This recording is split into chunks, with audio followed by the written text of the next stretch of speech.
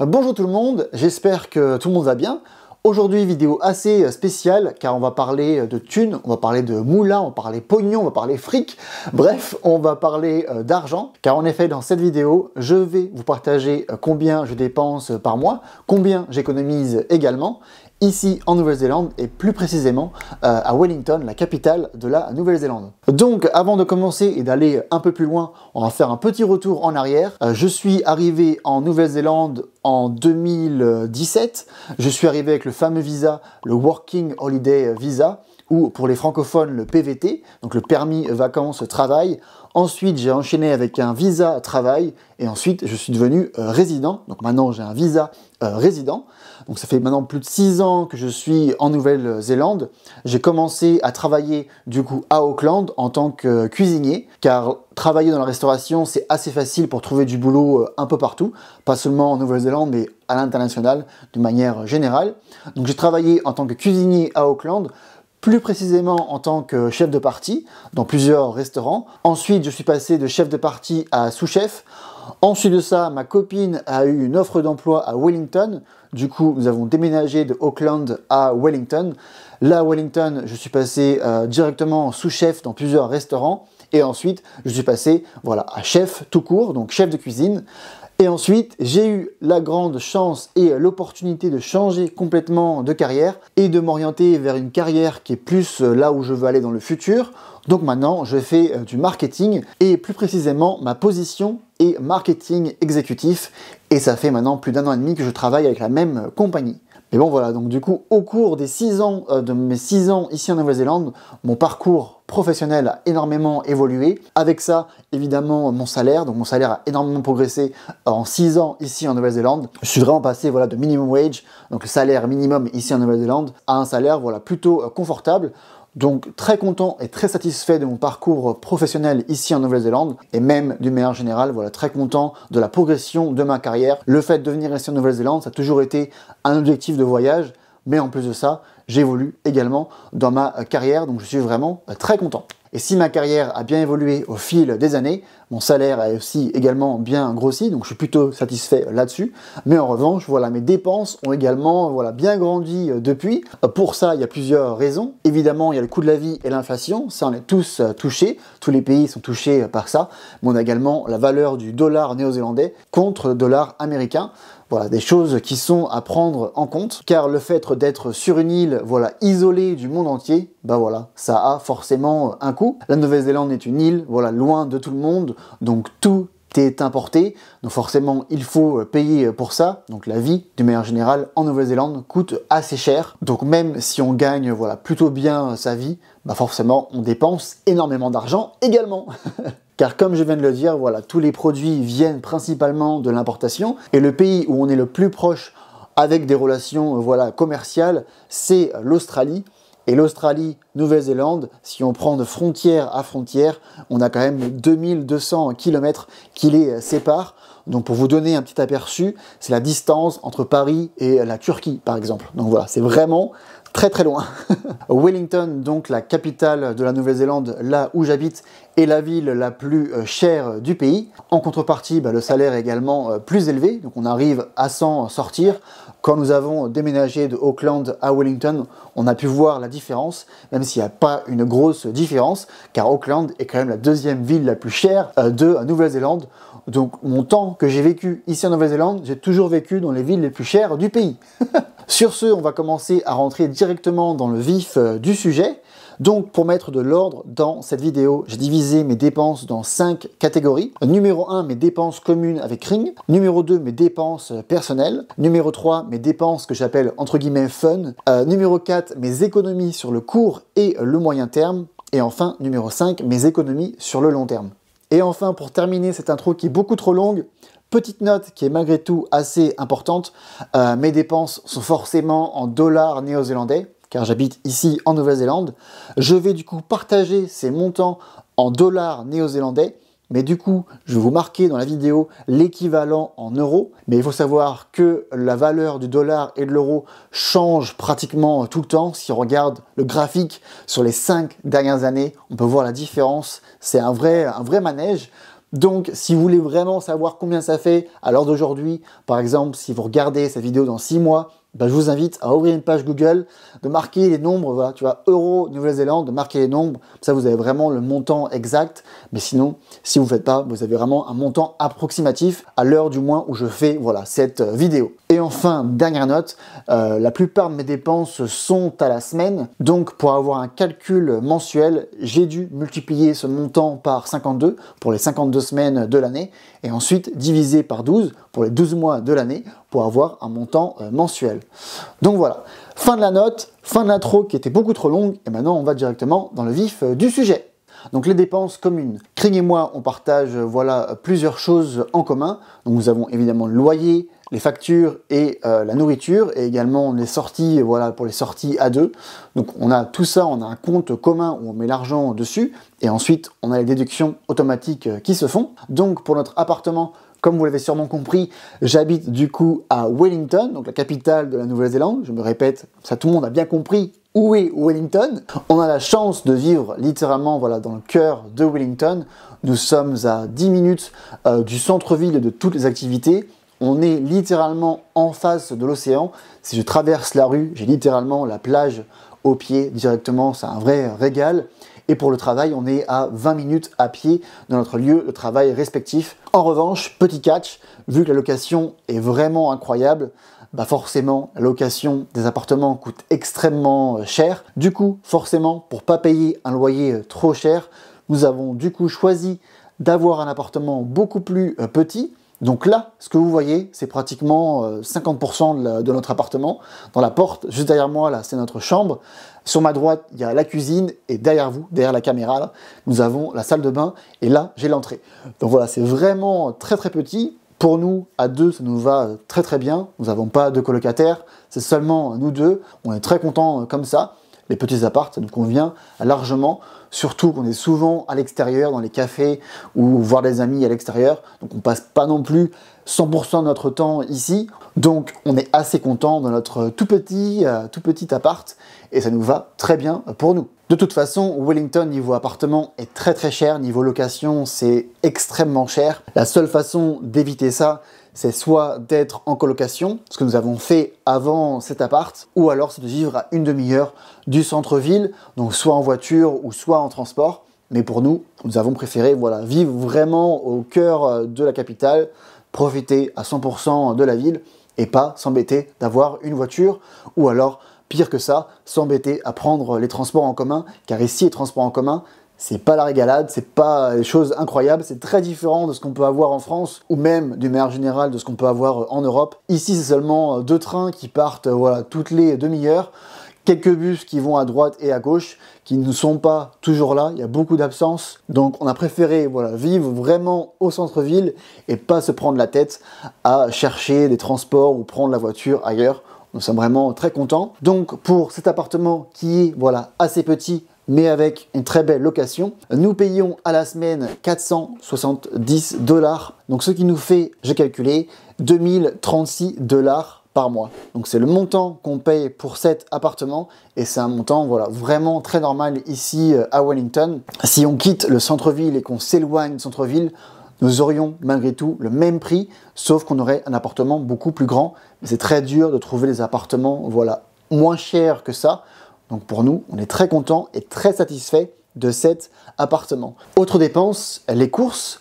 Donc moi et Kring, nous mettons 300 $ par semaine, donc 1300 $ par mois pour les courses. Et cet argent, on s'en sert également pour nos sorties. Donc quand on va manger à l'extérieur ou quand on va boire un verre à l'extérieur. Donc ce budget nous sert pour les deux. En général, le ratio, c'est, on va dire, 70% pour faire les courses et 30% pour les sorties. Donc aller au restaurant, aller dans les bars, aller dans les cafés, bref, voilà, les sorties d'une manière générale. Mais évidemment, il y a des semaines où on va faire plus de courses, des semaines où on va faire plus voilà, de sorties. Donc en général, on s'en sort assez bien là-dessus. Avant ça, on mettait 1000 $ par mois. On a dû augmenter à cause de l'inflation, hein, comme partout. Comme je l'ai expliqué avant, la Nouvelle-Zélande a été très impactée par l'inflation. Nous avons déjà l'inflation que le monde a touchée. Mais la Nouvelle-Zélande, voilà, le fait d'être une île, isolé de tout le monde, bah forcément tous les produits qui sont importés sont devenus extrêmement chers. La viande et les légumes sont arrivés à des prix complètement incroyables, complètement fous. Donc nous avons dû augmenter notre budget voilà, sortie course de 30% pour voilà, s'en ressortir et éviter de remettre de l'argent à la fin de la semaine, à la fin du mois, à chaque fois. Donc voilà. Ensuite, nous avons Internet qui est très important pour moi. Donc pour ça, nous avons One NZ Ultra Fast Illimité, voilà quelque chose. Donc en gros, c'est Internet voilà très rapide. Pour ça, nous avons un abonnement mensuel que nous payons 62,99 $. Ensuite, nous avons les factures. Donc pour ça, nous avons qu'une seule facture qui est la facture d'électricité. Pour ça, nous avons un budget de 140 $ par mois. En général, on n'utilise pas tout l'argent, car pendant l'été, on dépense beaucoup moins, je crois aux alentours des 50 $ par mois. Mais en revanche, pendant l'hiver, on dépense un peu plus. Je crois que la dernière fois, on a payé 200 $ par mois. Donc en général, on prend l'argent qui reste pendant l'été et on l'utilise pendant l'hiver. Et la moyenne, on est aux alentours des 140 $ par mois. Et c'est à peu près tout, car on ne paye pas de facture pour le gaz. Et l'eau est gratuite ici en Nouvelle-Zélande, donc pas de facture. Donc tout ça, mis tout à bout, ça nous fait une jolie somme de 3538,99 $. Donc si on divise par 2, ça nous fait 1769,50 $ par personne. Et si je fais la conversion en euros à l'heure d'aujourd'hui, ça nous fait 2003,04 €. Et chacun, ça nous fait 1002,02 €. Voilà. Ensuite, passons à la catégorie numéro 2, mes dépenses personnelles. Donc personnellement, je n'ai pas trop voilà, de dépenses personnelles, car la plupart de mes dépenses, bah forcément, je les partage avec Ring.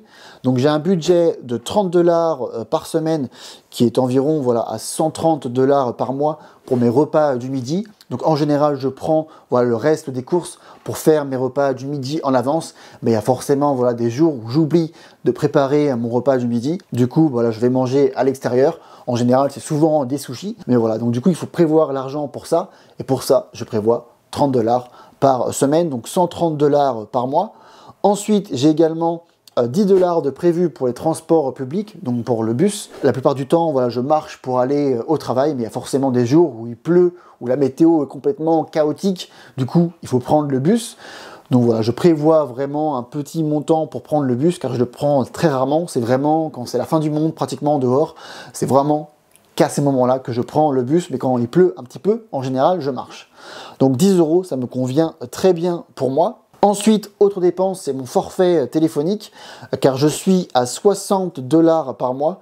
Je consomme beaucoup d'internet, vraiment beaucoup, entre les réseaux sociaux et également voilà, le travail. Bah, du coup, je dépense voilà, pas mal en termes d'internet. Donc dans mon forfait, j'ai 1 heure de téléphone, SMS illimité et 12 Go d'internet. Et enfin, pour terminer, qui est pour moi une nécessité, entre guillemets, c'est mon abonnement à la salle de sport, car je vais à la salle de sport voilà, 4 fois par semaine, et pour ça, je paye 13 $ par semaine.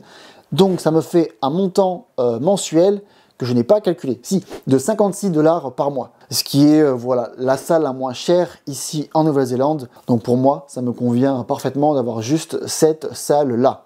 Donc tout ça, mis bout à bout, ça nous fait un budget mensuel de 256 $ donc par mois. Et en conversion, si je fais la conversion encore une fois en euros, et cette fois-ci je vais arrondir, ça nous fait 145 € par mois. Ensuite, catégorie numéro 3, les dépenses que moi j'appelle fun. Donc en gros, dans cette catégorie, ce sont toutes les petites dépenses que j'ai ici à droite et à gauche mensuelles, que ce soit les abonnements ou que ce soit les sorties. Donc je mets tout ça dans cette catégorie. C'est les dépenses qu'il faut un peu prévoir, parce que si tu n'as pas l'argent ou le budget pour ça, bah du coup tu touches à tes économies, et j'ai vraiment pas envie de toucher à mes économies. Du coup j'ai un budget prévu pour toutes ces petites choses que j'appelle entre guillemets fun. Donc par exemple, j'ai plusieurs abonnements. J'ai Spotify qui coûte 10 $ par mois, j'ai mon Apple Cloud qui est 5 $ par mois, j'ai également une licence Adobe Photo, donc Adobe Photo, qui est en gros une licence pour pouvoir utiliser Photoshop ou Lightroom. Je fais fais beaucoup de photos dans mes temps de repos, pendant le week-end par exemple, et je passe pas mal de temps à éditer ces photos pour ensuite les publier soit sur les réseaux sociaux, soit sur mon blog, ou pas du tout, juste pour moi. Du coup, il me faut une licence pour pouvoir éditer ces photos qui est de 17 $ par mois. Ensuite, j'ai également toujours un abonnement sur une plateforme de streaming. En ce moment, j'ai Amazon Prime qui est de 8 $ par mois. J'ai eu pendant quelques mois Disney que j'ai arrêté. Là, je vais sûrement en reprendre une autre derrière. Et Kring, elle a Crunchyroll, qui est une plateforme pour regarder les animés. Et nous avons également Netflix. Ensuite, je joue également au loto. Voilà, je suis un petit abonné du loto. Et je joue au loto 2 fois par semaine, le mercredi et le samedi. Du coup, j'ai un petit budget pour ça, qui n'est pas vraiment très cher. Ça te coûte moins cher qu'un shooter dans un bar. Donc je me suis dit, pourquoi pas, pour 2 minutes de rêve tous les matins, le jeudi et le dimanche.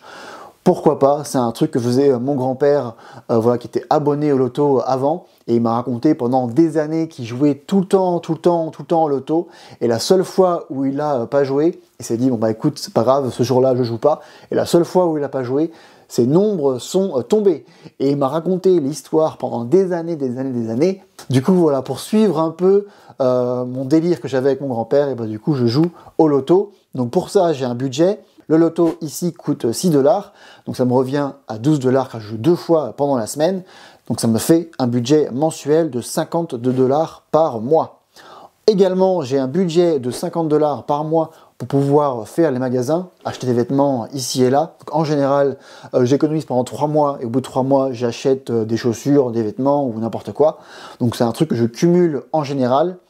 Et enfin, j'ai également un budget pour quand je passe du temps avec les copains. Par exemple, aller boire une bière dans un bar ou boire un café ou n'importe quoi. Donc j'ai un budget de 80 $ par mois pour juste voir les amis. Et j'ai également un budget de 100 $ par mois que j'appelle extra.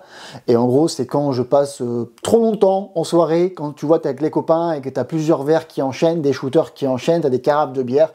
Bah du coup, j'ai un budget pour ces soirées-là qui sont en général une fois par mois. Du coup, j'ai un budget prévu uniquement pour cette soirée-là.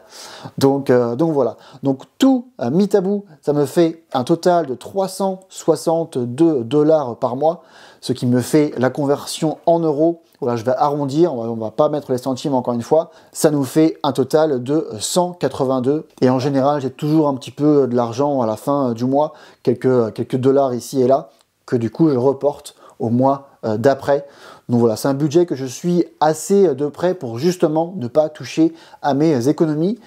Voilà, un budget que j'appelle personnellement mon petit budget fun. Ensuite, on part enfin sur les catégories les plus intéressantes pour moi, car on va enfin parler des économies, combien j'économise par mois. Donc je divise ça en 2 parties. J'ai d'abord mes économies sur le court terme et le moyen terme, et j'ai également mes économies sur le long terme. Donc dans cette catégorie, j'ai un budget voyage. J'ai ma famille qui est en France, j'ai la famille de Kring qui est aux Philippines, et on aime également voyager quand même pas mal, donc on a un budget pour ça. Par exemple, cette année nous partons en automne au Japon, une toute première fois pour moi, donc je suis très excité là-dessus. Le Japon coûte extrêmement cher, du coup il faut un budget pour ça. L'année prochaine nous retournons aux Philippines et nous retournons en France, et on a également quelques voyages prévus ici et là. Pareil, il nous faut un budget pour ça. Donc pour les voyages, pour le budget voyage, j'économise 500 $ par mois. Et j'ai même envie de mettre un peu plus. Malheureusement, je pense que voilà, j'ai pas l'argent pour ça maintenant. Mais si j'obtiens une augmentation, je mettrai sûrement plus d'argent là-dedans. Voilà, je pense que je me parle un peu à moi-même là-dessus, mais bon, bref. Voilà pour le budget voyage. Ensuite, j'ai également un budget pour les produits high-tech. Donc, j'aime bien les produits high-tech d'une manière générale. Donc, j'entends par là, par exemple, les iPhones, les produits pour les caméras, tu vois, les objectifs, ou alors un MacBook, ou alors un iPad, bref, tous les produits comme ça. Malheureusement, ces produits sont assez chers. Du coup, je cumule au fil des mois, et dès que j'ai le montant suffisant, du coup, je me fais plaisir. Donc, c'est des produits qui coûtent assez cher. Donc, pour pouvoir acheter ces produits, j'ai un budget de 300 $ par mois. Enfin, avec Kring, nous sommes maintenant fiancés. Voilà, on est fiancés depuis pratiquement 1 an. Non, pas encore, mais bientôt. Mais bon, on prévoit de se marier l'année prochaine. Du coup, il faut voilà, anticiper les frais du mariage. Et pour ça, j'économise 200$ par mois. On a déjà économisé un bon petit pactole. Et on continue d'économiser pour faire un truc assez cool. Donc, tout mis à bout, toutes ces économies sur le court et moyen terme, ça me fait un total précis, car nous sommes sur du 1000$ par mois. Voilà, j'économise 1000$ par mois pour mes économies sur le court et moyen terme.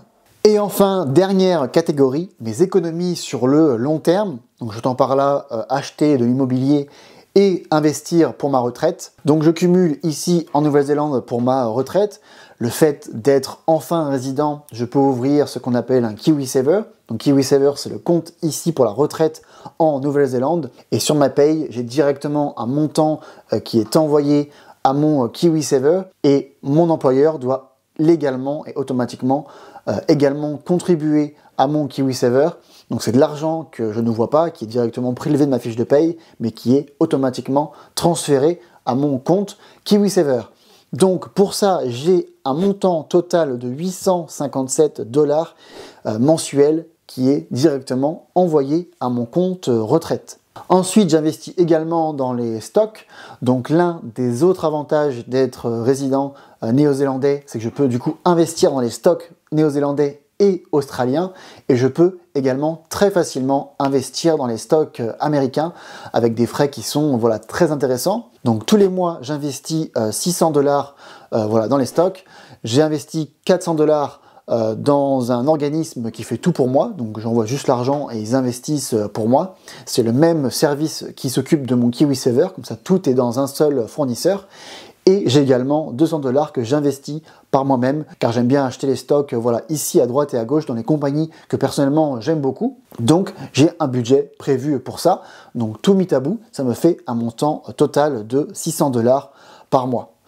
Enfin, craignez-moi, on a également un compte commun où on met de l'argent et on économise pour pouvoir acheter voilà, notre premier appartement ensemble, dans lequel j'économise 200$ par mois.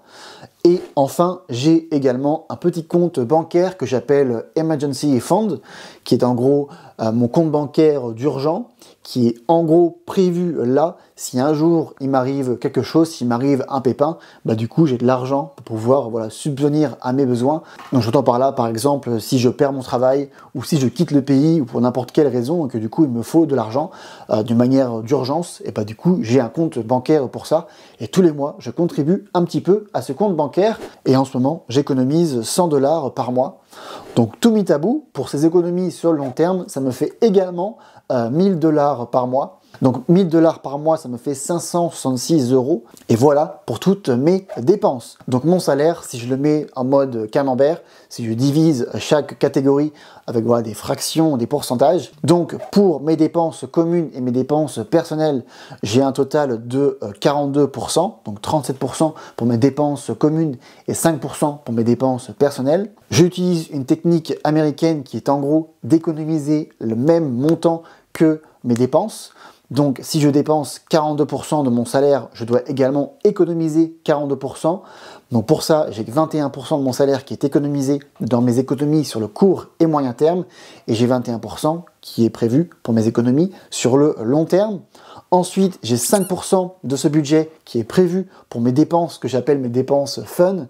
Et enfin, j'ai un tout dernier petit montant que je ne dépense pas, qui est simplement quoi, qui dort dans mon compte, mais qui est là, prévu pour justement les mois qu'on appelle voilà, les mois de folie, où on a fait des folies, on a acheté un peu trop de trucs et qu'on est hors budget. Du coup, j'ai également de l'argent prévu pour ça. Et ça, j'ai un budget de 9%, enfin j'ai un budget qui représente 9% de ma fiche de paye. Donc voilà, maintenant vous savez tout sur ma stratégie autour de mon salaire. C'est un truc que j'aurais beaucoup aimé voir sur YouTube français, ou que j'aurais beaucoup aimé apprendre quand j'étais beaucoup plus jeune, quand j'ai commencé à travailler. Voilà, la culture au niveau de l'argent est pas assez développée, je pense. C'est un truc hyper important et malheureusement, voilà, c'est très dur à trouver les informations voilà, un peu partout. Donc j'espère que la vidéo vous a plu, j'espère que la transparence derrière cette vidéo vous a plu et j'espère que ça va en aider plus d'un. Si c'est le cas, voilà, n'hésitez pas à laisser un j'aime et également des commentaires, ça aide énormément pour l'algorithme. Et n'hésitez pas également à partager cette vidéo. Également, n'hésitez pas à vous abonner à la chaîne, ça m'aidera voilà, beaucoup pour la suite. Et je vous dis à très bientôt pour une prochaine vidéo. C'était Francky. Peace!